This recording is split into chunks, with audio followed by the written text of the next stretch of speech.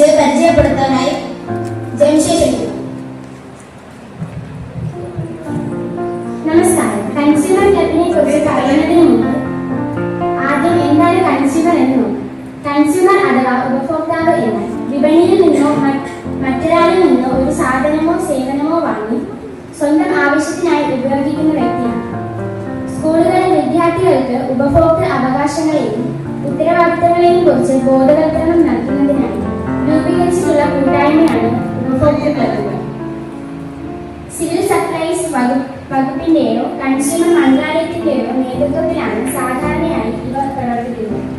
ക്ലബിന്റെ പ്രധാന ലക്ഷ്യങ്ങൾ വിപണിയിലെ ചതിക്കുഴികൾ, വ്യാജ ഉൽപ്പന്നങ്ങൾ, മായം ചേർക്കൽ എന്നിവയെക്കുറിച്ച് വിദ്യാർത്ഥികളെയും അതുവഴി സമൂഹത്തെയും ബോധവൽക്കരിക്കുക.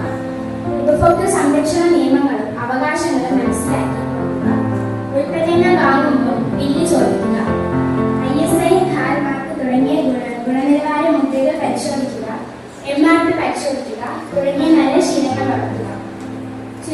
ചുരുക്കത്തിൽ അറിവുള്ള ഉപഭോക്താവായി വളരുക, സ്വന്തം ആവശ്യങ്ങൾ തിരിച്ചറിയുക, ഉത്തരവാദിത്തത്തോടെ സാധനങ്ങളും സേവനങ്ങളും തിരഞ്ഞെടുക്കുക എന്ന സന്ദേശമാണ് കൺസ്യൂമർ ക്ലബ്ബ് വിദ്യാർത്ഥികൾക്ക് നൽകുന്നത്. സംസാരിക്കാനേ ഏറ്റവും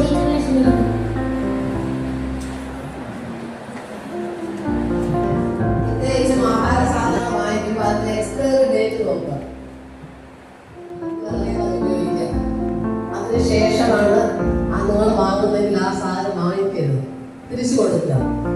അതേതാണല്ലോ നമ്മളെ കഴിക്കുന്നത് ആഹാരം പാകം ചെയ്ത് കഴിക്കേണ്ട സാധനങ്ങളാണെങ്കിൽ പോലും അങ്ങനെ തന്നെ ചെയ്യും. അപ്പൊ അങ്ങനെ നമ്മുടെ സ്കൂളിൽ ഇതുവരെ ഇല്ലായിരുന്നാണ് നെടുമങ്ങാട് സിവിൽ സപ്ലൈസ് നേതൃത്വത്തിലാണ് നമ്മുടെ സ്കൂളിലെ ആ ക്ലബ്ബ് പ്രവർത്തനം തുടങ്ങുന്നത്. ഈ വർഷം നമ്മുടെ എനിക്ക് തോന്നുന്നു 21 സ്കൂളുകളെ നെടുമങ്ങാട് താലൂക്കിൽ തിരഞ്ഞെടുത്തിട്ടുണ്ട് സിവിൽ സപ്ലൈസ് ഡിപ്പാർട്ട്മെന്റ്. അതിലൊരു സ്കൂളാണ് നമ്മുടെ ഇടിഞ്ഞാർ സ്കൂളും. അപ്പോൾ ഇവിടെ അതിന്റെ കൺവീനർ ഷെറീന ടീച്ചർ ആണ്. ടീച്ചറുടെ നേതൃത്വത്തിൽ ഈ വർഷം നിങ്ങൾക്ക് ഫലപ്രദമായ രീതിയിൽ ക്ലബ്ബ് പ്രവർത്തിക്കാൻ സാധിക്കട്ടെ എന്ന് ആശംസിച്ചുകൊണ്ട് ഇടിഞ്ഞാർ സ്കൂളിലെ കൺസ്യൂമർ ക്ലബ്ബ് ഉദ്ഘാടനം ചെയ്തതായി അറിയിക്കുന്നു.